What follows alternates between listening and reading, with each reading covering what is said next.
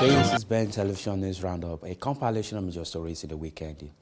I'm Tunde Alabi. Thank you for being part of the program today. Prime Minister Theresa May has said the victory recorded over Labour's confidence vote shows the Parliament still believes in the government to deliver Brexit. Despite the historic defeat of Ms May's Brexit deal Tuesday, the Prime Minister has promised to deliver Brexit, calling for parliamentary support. The ayes to the right, 306. The noes to the left, 325. A modicum of relief for the Prime Minister as she won the no-confidence motion by 19 votes. The House has put its confidence in this government.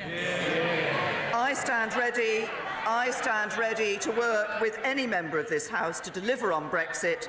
Tuesday's huge Brexit defeat has not swayed Theresa May. She wants to resuscitate that deal. The clock is ticking toward Brexit Day in March. Plan B is to try Plan A again, but closer to the cliff edge. So lawmakers are plotting their own way forward. Over 70 Labour MPs came out in support of another referendum Wednesday, but the Labour leader was not among them. Another group of lawmakers is planning to effectively seize power from the government to avoid leaving the EU with no deal. European leaders lined up Wednesday to demand Britain urgently come up with a new plan. We still have time to negotiate, but we are now waiting to see what the British Prime Minister proposes. Europe is giving little ground. Contrast May's woes with the reception given by EU lawmakers to their chief Brexit negotiator, Michel Barnier. Jamais le risque d'un no deal n'a paru aussi élevé. We are fearing more than ever that there is a risk of a no deal, and we are focused on avoiding that scenario. Barnier said the EU could change the deal if May gives up some of her red lines, such as her demand for an end to free movement within the EU. It's very difficult for the EU to give her anything that is still compatible with her red lines and simultaneously compatible with EU law. And a club of 27 countries is not going to change its regulations for the benefit of a country that's leaving. Theresa May must come back to Parliament with a Plan B by early next week. As the clock ticks, Britain's Brexit crisis deepens with no obvious way out. Meanwhile, Prime Minister Theresa May has also failed to rule out a no-deal Brexit while pressed by Labour leader Jeremy Corbyn during the Prime Minister's question time. Mr. Corbyn asked the Prime Minister to assure the Parliament that our government will not pursue a no-deal Brexit. I understand the business secretary told business leaders on a conference call last night, we can't have no deal for all the reasons you've set out. Can the Prime Minister now reassure the House, businesses and the country and confirm that is indeed the government's position, that we can't have no deal? I think that the point that the business secretary is making and that he has made previously is that if you don't want to have no deal, you have to ensure that you have a deal. Now, I will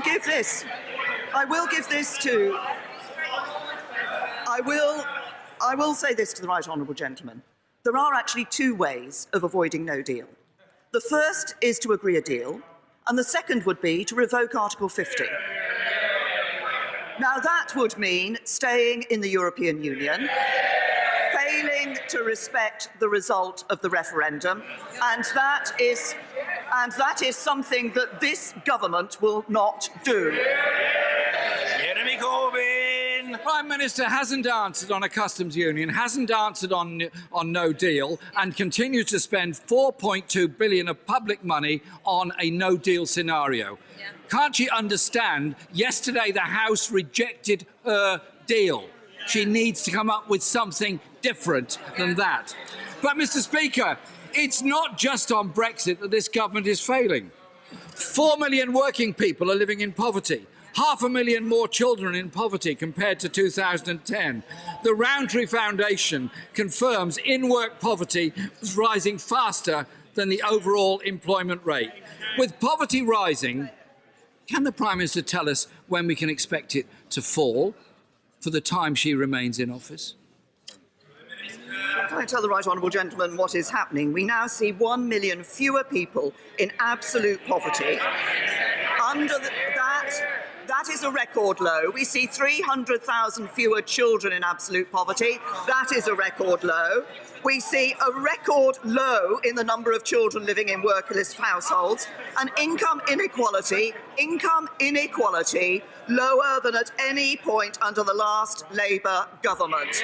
That's Conservatives delivering for the people of this country. What would we see from the Labour Party? £1,000 billion more in borrowing and taxes, the equivalent of £35,000 for every household in this country. That's Labour failing to deliver for working people, because working people always pay the price of the Labour Party. Jeremy Corbyn! In denial on a customs union, in denial on no deal, in denial on the amount of money being spent preparing for no deal, in denial on last night's result. And even the UN rapporteur on poverty says the government is... Well, Mr. Speaker, it's very telling indeed, that as soon as I mention the report of the UN rapporteur who said the government was in a state of denial about poverty in Britain, Tory MPs start jeering. Tell that to people queuing up at food banks. The government too, Mr. Speaker, has failed on children's education. Can the Prime Minister tell us what is her greatest failure? Is it that education funding has been cut by £7 billion? Per pupil funding fallen by 8%, sixth form funding cut by a fifth, or that the adult skills budget has been slashed by 45%. Which is it, Prime Minister? Hundreds of free schools, a reformed curriculum, 1.9 million more children in good or outstanding schools, narrowing the attainment gap for disadvantaged children. This is a government that is delivering the education that our children need for their future. But I say to the right honourable gentleman, he talks about being in denial. The only person in denial in this chamber is him, because he has consistently failed to set out what his policy on Brexit is. I said to him last week that he might do with a lip reader. I think when it comes to his Brexit policy, the rest of us need a mind reader. Jeremy Corbyn! Mr. Speaker, the Prime Minister is very well aware that we want there to be a customs union with the EU. She seems to be in denial about that. But one of the problems she has on her denial is the flagrant disregard for facts and statistics. And the Statistics Authority has written to the Department of Education 4 times to express their concern about the use of dodgy figures by her ministers. When police officers told the then Home Secretary not to make more cuts to police, that Home Secretary accused them of crying wolf. With 21,000 fewer police officers and rising crime across the country, does the Prime Minister accept that the then Home Secretary got it wrong? I say to the right honourable gentleman, of course, as we look at what is happening, particularly at what is happening on knife crime and serious violence, we recognise the need to take action. That's why we've introduced the Offensive Weapons Bill, and it's why my right honourable friend, the Home Secretary, has introduced the Serious Violence Strategy. We are also making nearly £1 billion more available to police forces over the next year. But I also say to the right honourable gentleman, yet again, in all of these questions about public services, he only ever talks about the money that's going in. What matters with the police is the powers that we give them as well. And what was it when we came to the issue of knife crime? When we came to the issue of taking more action at criminals who were involved in knife crime, when we said that if somebody was caught on the streets for a second time for a knife crime, they should be sent to prison, what did the right honourable gentleman do? He voted against. He doesn't support our police. He doesn't support our security. Jeremy Corbyn! increased the number of police on our streets. It was a Labour government that brought in safer neighbourhoods. It was a Labour government that properly funded the police force. It's the Tories that have cut it. Ask anyone on any street around this country, do they feel safer now than they did 8 years ago? I think we all know what the answer would be. It was that Home Secretary that not only attacked the police with that, but also created the hostile environment and the Windrush scandal.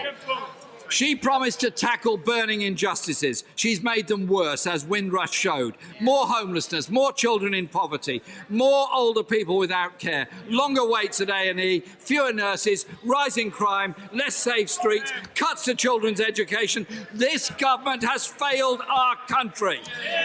It cannot govern, cannot command the support of most people facing the most important issue at the moment, which is Brexit. They failed again and lost the vote last night. Isn't it the case, Mr. Speaker, that with every other previous Prime Minister faced with the scale of defeat last night, they would have resigned and the country would be able to choose the government that they want? Experts have said the continued rise in populist campaigns responsible for the political logjam in the UK, US and other parts of Europe. The UK is embroiled in Brexit and the US in one of the longest government shutdowns. A group of freshman Democrats urged the Senate majority on Wednesday to set up a vote on the appropriation bills that would end the shutdown. We have sent the Senate majority bills that they had already voted on. And so now we're giving them an opportunity to show leadership and to not wait for permission from this administration to pass these bills. U.S. President Donald Trump signed a bill that requires compensation for some 800,000 federal employees that have been furloughed or worked without pay since last month. But he insists he will not end the shutdown before he gets approval for the funds to build a physical barrier between the United States and Mexico. Britain's Prime Minister is at odds with her lawmakers over a Brexit deal she had reached with the European Union. The crises in two major Western democracies are caused by populist projects, says political scientist Klaus Lares. Brexit happened in the middle of 2016. Trump was elected a few months later. And there is a clear connection because 2016 was really the beginning of the rise of populism, and also the two camps cooperated. Lares points out that Trump and Brexit leader Nigel Farage openly supported each other. He says Trump's wall and Britain's departure from the European Union are projects designed to placate fears of global economy and migration. It is fear about economic decline. It is fear about foreigners, about refugees. It is fear about losing one's national identity. And that is, I think, widely shared by the population or by a significant portion of the population in both the UK and the United States. Analysts say prolonged political crisis weakens the US and British influence in the world, and that Russian President Vladimir Putin is seeking to profit from it. I do not think that Putin benefits in any direct way. But anything which undermines the coherence of a strong Western government, be it Britain, be it the United States, or be it any other Western government, that is, of course, not good for the friends of the United States and the friends of Britain. Lares says the U.S. shutdown will end at the latest when it starts to hurt the U.S. economy. In Britain, he says, the crisis may lead to another referendum in which the voters will be much better informed of the consequences of leaving the European Union than they were in 2016. Kenya's President Uhuru Kenyatta has assured families of the victims of the terror attack at a Nairobi hotel of government's determination to bring the terror group responsible for the attack to justice. The Al-Shabaab terror organization's attack on dusk till D2 hotel left several people injured and at least 21 people dead. After a 19-hour siege on the Dusit D2 hotel and office complex, the attack was over. A few hundred meters from the scene of the assault, families, relatives and friends of those who lost loved ones gathered to identify the bodies. Margaret Jo spoke of frantic effort made by her daughter and some friends to find Jo's niece. In the end, her daughter had to inform the niece's family that she had been killed. She rang the sister and told the sister, "You better come back, come in. News is not very good. Your sister is here." So she came back and found her sister there, dead. Then after that, she rang me. I think it's enough. It's enough. Sorry, Mom. Yasin Jama suffered the loss of two nephews who worked for an international government consulting company that has offices in the complex. Mimi nimepoteza vijana wawili. I've lost two boys. One got married the other day and they both started working at the international agencies. But unfortunately we have lost them. Walikuwa vijana ambao sasa walikuwa wanafanya kazi hapa kwa agencies za United Nations, lakini bahati mbaya tumepoteza. Jamal said he does not understand the motivation of Al-Shabaab, the group that claimed responsibility for the attack. The ones who brought this pain to me are carrying our name. I am also a Muslim. The question I am asking, why are they killing human beings? According to the Kenyan authorities, 4 attackers carried out the attack and all of them were killed. The attackers set off a bomb and then opened fire at people. Some of the wounded end up in this hospital. VOA caught up with a survivor minutes after he was discharged. I tried to move away from my car when I heard an explosion and a gunfire. I got hit with a bullet. I crawled my way out of the place.